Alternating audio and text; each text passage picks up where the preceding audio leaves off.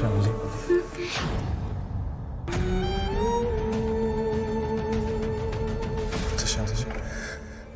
তোমার কি মনে হয় আমাদের সন্তান আসার আগে আমি এখান থেকে বেরোতে পারবো? তো এই কলঙ্ক নিয়ে আমি আমার সন্তানের সামনে দাঁড়াতে পারবো না শ্যামলী, সামনে চোখ তুলে তাকাতে পারবো না।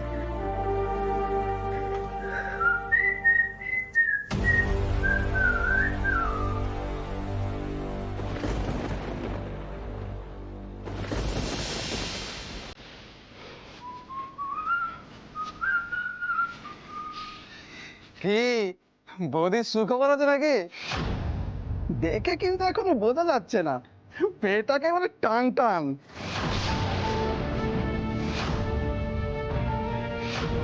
আরে বৌদি, দাদা যদি বেরোতে না পারে কোনো চিন্তা নেই, আমরা দেওরা বেরিয়ে খবর নেব।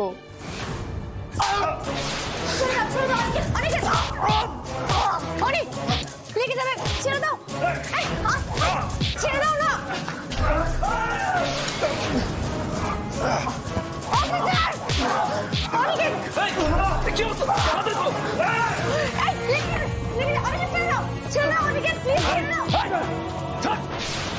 মস্তানি হচ্ছে, মস্তানি হচ্ছে।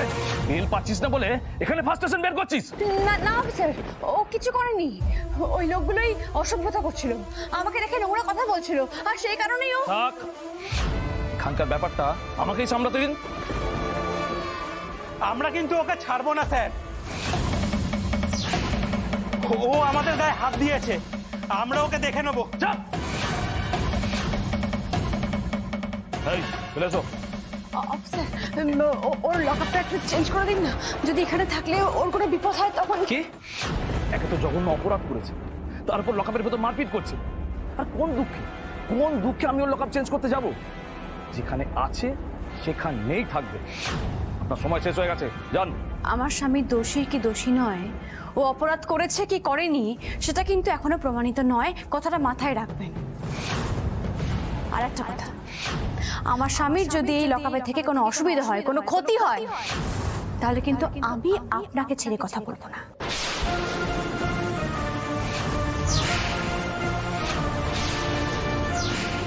আসুন।